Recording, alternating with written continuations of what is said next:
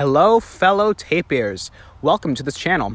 Today we're going to be looking at a video made by a YouTuber named Johnny Harris called The Real Story of the Mormon Church.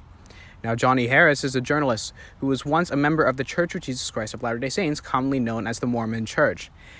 Now I am a member of the church, but I am also a fan of Johnny's work. So you could imagine my surprise when I saw the video on my YouTube homepage. I immediately sat down and clicked on the video. And I was pleasantly surprised. Johnny did a great job. I was pleasantly surprised that a decent video would be released on YouTube, even on an over 4 million subscriber platform that Johnny has. Despite this, I had some thoughts, and I thought that I could make a brief response to Johnny's video. So let's get into the video. In the first part of the video, Johnny began telling the whole story of Joseph Smith's life. Generally speaking, it was very good. However, I found a few critiques that I would like to share. First, he overemphasized Joseph's treasure-digging days. While it is true that Joseph Smith participated in treasure digging, Johnny made it sound like it took a lot of Joseph's time. It didn't. Joseph works on his parents' farm, and when he wasn't working on the farm, he would help working on some of his neighbors' farms. Joseph did treasure digging mostly as a hobby, and Joseph even explained that he never got much money from treasure digging. Second, he forgot a few major points in Latter-day Saint history. One major thing that he forgot to mention was the witnesses who witnessed the plates, as well as Joseph Smith's translation of the plates. While I understand that he is telling a story, and so can't show everything, this omission gives a false idea regarding Joseph Smith and the plates. While Joseph didn't immediately show the plates to anyone else, we know of numerous people who saw or felt the plates either directly with Joseph or without him. Second major omission was regarding the conflicts in Missouri. Joseph did say that it was basically a full-fledged war, and it was really bad, but acts as if it was bad on all sides. The anti-Mormons who fought against the church, especially in the events of Haun's Mill, would repeatedly target children and mothers for their murders, because a young Mormon would one day become a man, and so would justify shooting young Mormon boys in the head.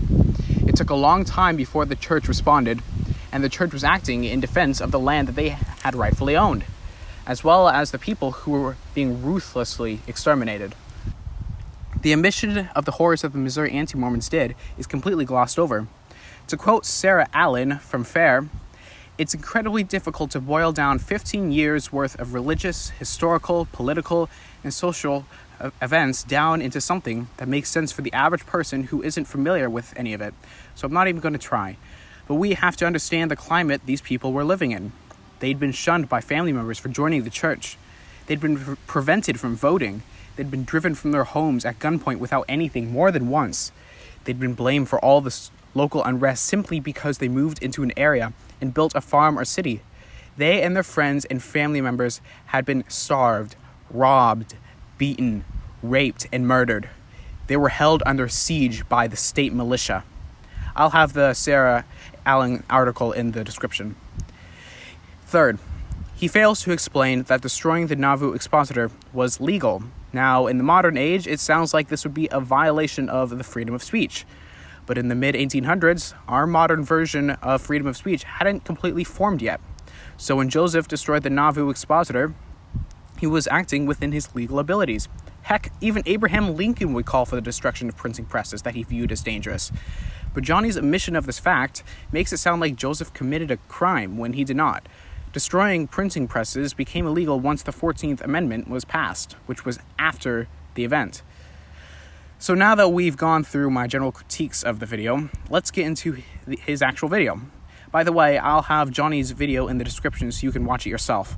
I won't go through most of the video, but I wanted to go at the end where he shares his thoughts about the whole story. So let's get into the first clip. Joseph Smith was a charismatic leader who knew how to tell stories about magic, about visions, and about treasure. He had known how to do that since he was a teenager, well before he decided he was going to become a prophet. He found an audience in doing this. He attracted people to him with his visionary skills. And he used those skills to invent a complex set of stories about Native Americans actually being Israelites, about heavenly parents preparing the world for its end, and about the priesthood, this authority that we all must participate in, to receive the rituals and ordinances that only one church can First off, we see administer. Johnny show Joseph as simply a charismatic leader who could tell stories. And while it is true that Joseph was charismatic, almost any successful leader kind of has to be, it's not entirely clear that Joseph was one to make up a bunch of stories. After all, Joseph never wrote any fictional stories, meaning that he wasn't the type of person who would frequently write stories.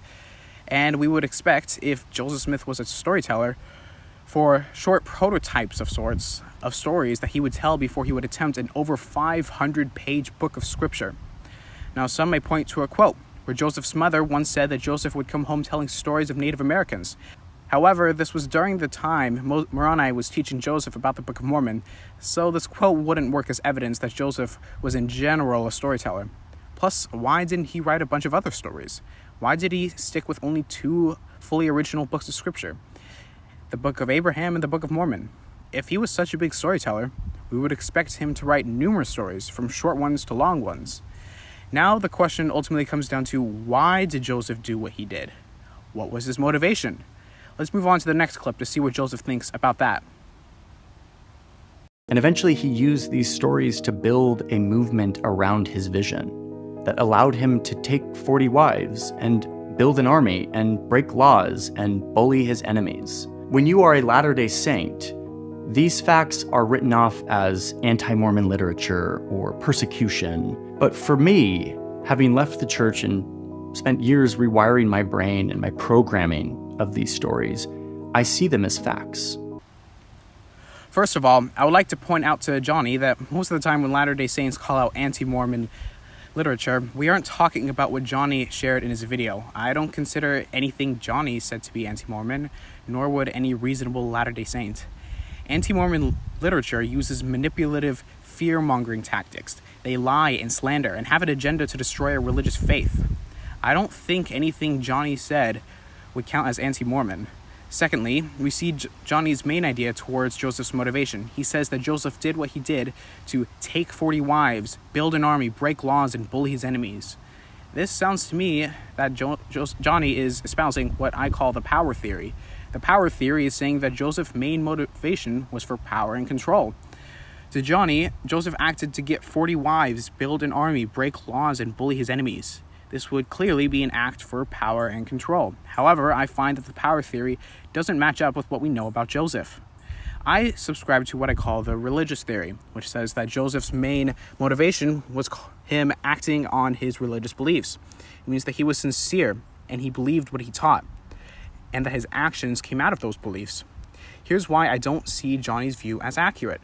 First of all, Joseph Smith was reluctant into plural marriage. He didn't like it initially. However, the Lord insisted that this was part of the restoration, and so Joseph did as commanded. Not only this, he didn't marry these women out of sex, since he didn't have sex with any of these other wives. Many of the wives were eternal marriages, which meant that the marriage only really counted after this life. Secondly, Joseph building an army was completely out of defense, as without it, his people would continue to be massacred. What do you want Joseph to do? Nothing? Thirdly, a lot of the time that Joseph was put in prison was often without due process and with questionable motives from his prosecutors.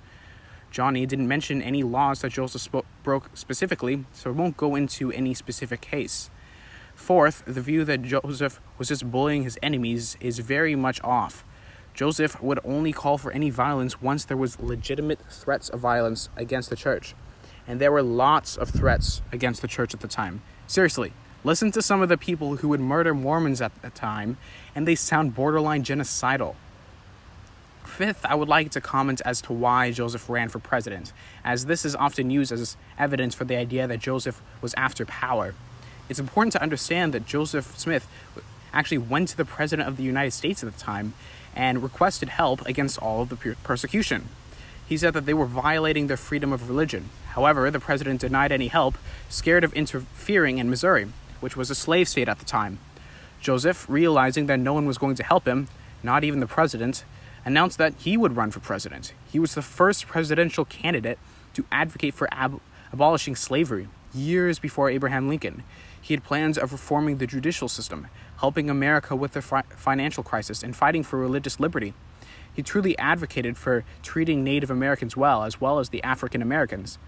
He was truly very progressive for his time. Joseph Smith was truly an incredible man. Anyways, thank you so much for watching. This was your average tapir. See you later, fellow tapirs.